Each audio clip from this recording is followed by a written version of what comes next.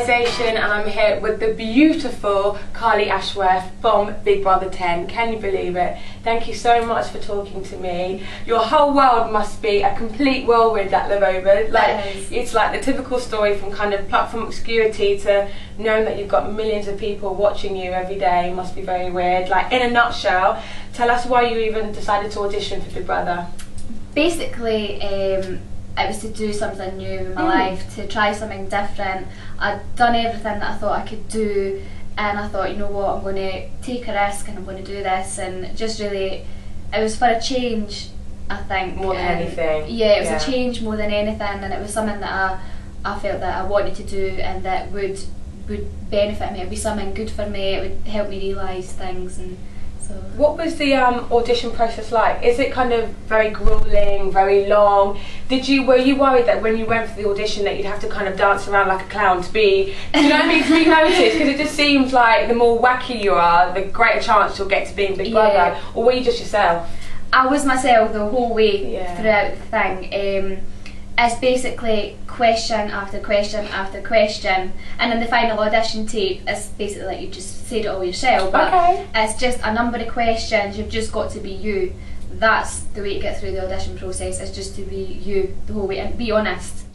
Can you tell us a little bit more about the process again? Like, is it kind of like a bit like the CIA? Do they kind of keep you in like a camp for like months, you know, just in case you're leaked to the press? Like, how long from when you auditioned and got Big Brother to you actually went in the house?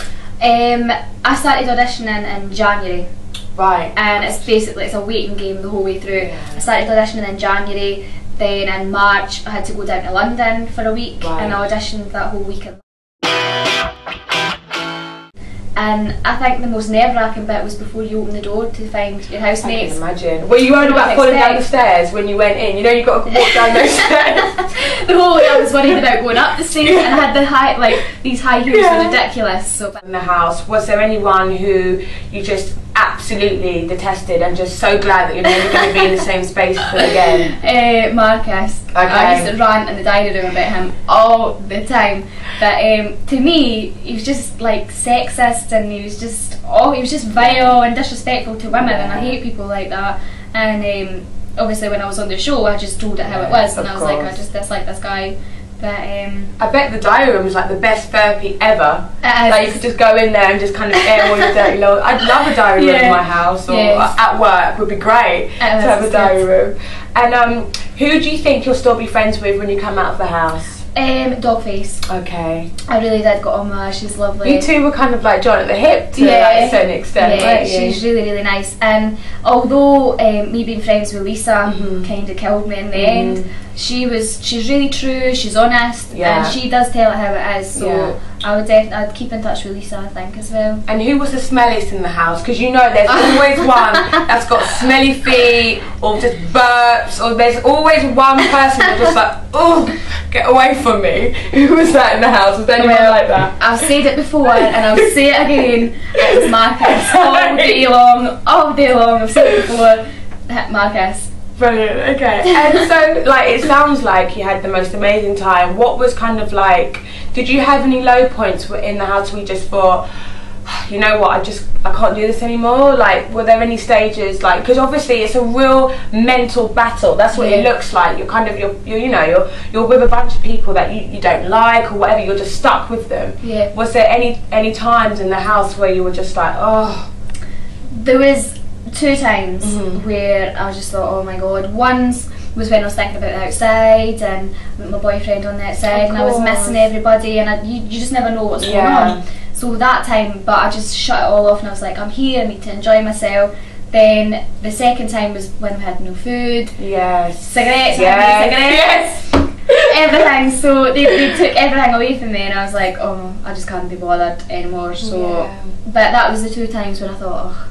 And what was your best time in the house? My best, I used to love all the tasks and stuff. I used to like just dive in and do it. I bet, because you're doing nothing, so I bet when a task comes it's like, oh god! Exactly. You know, we're going to do something. Exactly, so all the tasks, and we used to have our parties and whatever, so the whole experience I enjoyed the whole lot. It was brilliant. When I look back, I thank God I really did enjoy myself. It's such an achievement. It's the most amazing achievement, and like you've gone down in history now for being part of Big Brother 10. Yeah. You know what I mean? You're going to go down in history books for that. You know, it's amazing. So, what was it like when Kenneth came into the house? Oh my God. Did you have an inkling? Did they kind of tell you beforehand, like, didn't have an inkling? Not a thing. And I mean, at one point, I was going to take my pictures down and I was like, oh no, what's going on the outside? Yeah. And I'd even said that day, they showed it, I said, so if my boyfriend was to come in, it'd be good, it'd be this. Yeah. And I said, but he'd never ever do it because he told me he would never ever do that. Yeah. And then... Never say never. And then I had to like double take when I saw him. I was like, what are you doing? What are you doing?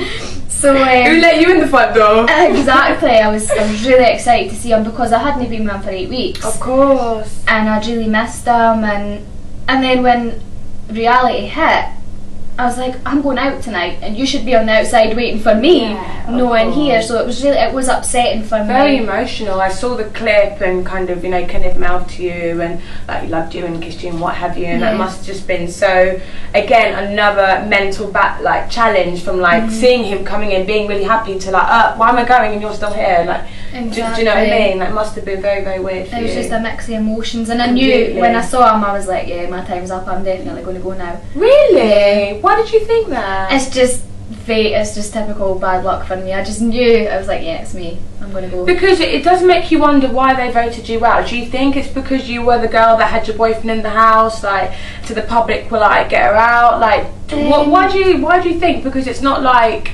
you did anything essentially. Do you know what I mean? So, but apparently the public never knew that they were going to put my boyfriend in because nobody knew I had a boyfriend. Of course. So I don't think it was that. I think it was just me being a moany cow probably that week. Because I had no cigarettes and whatever, but you know, I accept that and it's fine. But you can't have any regrets though. You were just yourself, you know. Like, God, if I had me in the house, I'd be moaning every single day. Like, I'd be writing that in the first week. But what was it like to meet Nikki then? Oh, that was really good. Who is she? Who is she? She was going crazy. I saw. She was going crazy. She was really nice and she was just talking about the other housemates, and it was a really fun task. I enjoyed that. I thought, oh yes, I get to listen to some music. Do you know what was really funny is when she came to the house, she was all like screaming and shouting and stuff, and you were just like, and then she said to you, why did you want Pete to come in the house? And you were like, I can see your face just going, oh my God. Like, I was like, I was like, I didn't think you would come. And then she was like, But everybody loves Pete. Like, everybody loves Pete. Nikki, she was great to watch, but she got on my bloody nerves half the time. But it was so funny to see her with you. I did like her, and it was a good task. And whatever, so I did enjoy that. I'm enjoying it. I've already had a shoot with Sue and whatever. Oh, and fantastic. it's just a big achievement for me because I never thought if someone was to tell me last year I'd be here right now, I would never have believed them. So it's funny how the world works out sometimes. Exactly. Isn't it? Well, Kenneth, come over and say hello. Hiya. Hello. So I'm here with the Big Brother 10 lovebirds, and the future's bright, isn't it? Really, for both of you. Like, yeah, things are looking good. As in, we have the privilege of working with Max Clifford, and he's really doing the best for us and taking us to things I never thought. As in our own shows. She's having a bunch of shows for herself. My own. Just everything's going great. So can you give anybody that's watching the Serelisation now, can you give them like a tiny exclusive about something that's coming up in the future that you definitely know of? Because I know everything at the moment is a bit kind of, do you know what I mean? But is there anything you can definitely tell us? Or do you want us to look out for anything that's coming up very soon that you want to promote? There's going to be a few changes. Okay. I will not give too much away. You're not going to cut your hair, are you? No, it's going to stay long for a while, but there will be a few changes and whatever that I'm looking forward to. Okay. That'll be an exciting thing. That's all that's Carly's giving away. And with me, obviously ITV1, I got a show from next week talking about the 7 deadly sins. Wow. Oddly enough, they've given me greed. So I wonder why that would be, Kenneth. That should be a fun little thing. Fantastic. I can't thank you enough for just giving me some time to speak to you. I wish you the best. Thank you for talking to us at Serelisation. Thank you.